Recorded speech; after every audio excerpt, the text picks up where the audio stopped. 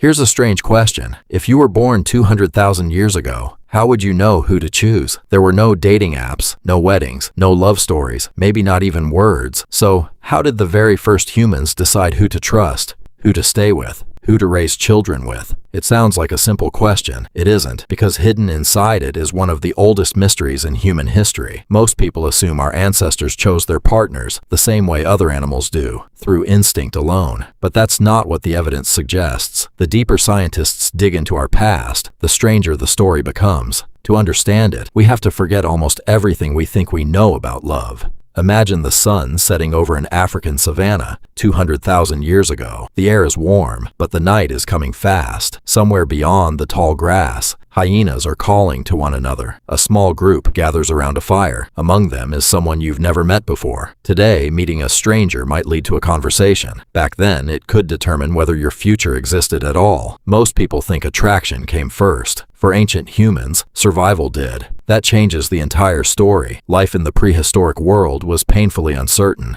There were no permanent homes, no hospitals, no stored food waiting for winter. Every sunrise began with the same question. Would everyone still be alive when the sun went down? Under those conditions, choosing the wrong partner wasn't simply an emotional mistake. It was a survival mistake. A partner wasn't just someone to share life with. They were someone you might depend on when food disappeared, when predators attacked, or when an injury made you unable to hunt. The wrong choice could leave you alone at the exact moment you needed someone most. And evolution has never been forgiving of repeated mistakes. But here's where the story becomes surprising. If survival was so important, why didn't ancient humans simply choose the strongest person they could find? It seems obvious. The strongest hunter should have been everyone's first choice. Except, strength doesn't feed a family forever. One injury can end it overnight. Researchers studying modern hunter-gatherer societies notice something unexpected. Again and again, the individuals who earned the greatest respect weren't always the strongest. They were the ones others could rely on. The hunter who shared meat after a successful hunt. The woman who cared for sick children, even when they weren't her own. The elder whose experience prevented dangerous mistakes. These people became the center of their communities, not because they demanded it, because everyone knew life was safer with them nearby. Suddenly,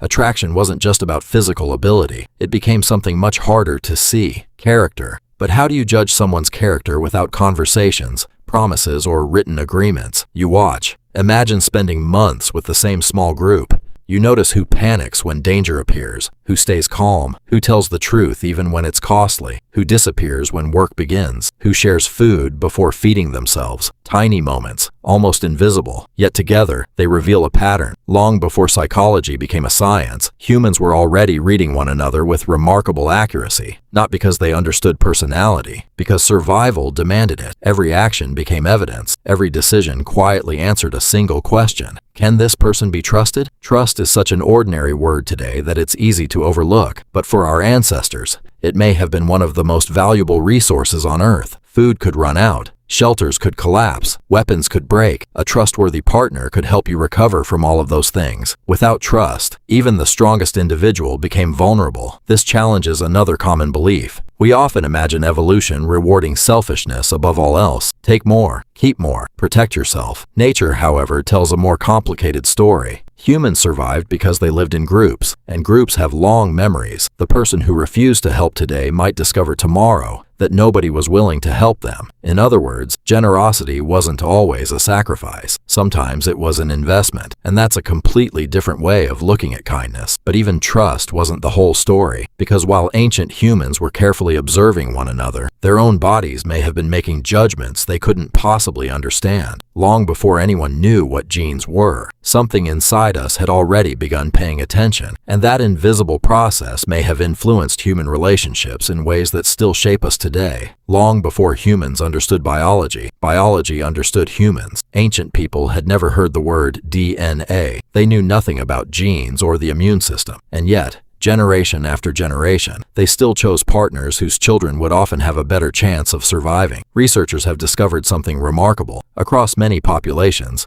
People tend to show subtle preferences for partners with immune system genes that differ from their own. Scientists are still debating exactly how this happens, but scent appears to play a role. Tiny chemical signals that our brains can detect without us ever realizing it. It's a strange thought. You believe you're making a conscious decision. Meanwhile, your body may already be quietly gathering information that never reaches your awareness. But biology was only one voice in a much larger conversation. Humans were becoming something evolution had rarely produced before, a species built on cooperation. Choosing a partner didn't simply mean choosing one person. It often meant choosing an entire network of relationships. Parents, siblings, friends, allies. A trusted partner could strengthen your place within the group. The wrong one could isolate you from it. In many ways, ancient humans weren't just choosing who they wanted beside them. They were choosing the future they wanted to belong to. This may explain why reputation became one of humanity's greatest survival tools. A good reputation couldn't stop a storm. It couldn't guarantee a successful hunt, but it could convince others to stand beside you when everything else went wrong. Perhaps that's why kindness appears so often throughout human history. Not because life was easy, because life was unbelievably difficult. Archaeologists have uncovered skeletons of people who survived devastating injuries, broken bones, severe disabilities, illnesses that would have been impossible to endure alone. Someone fed them,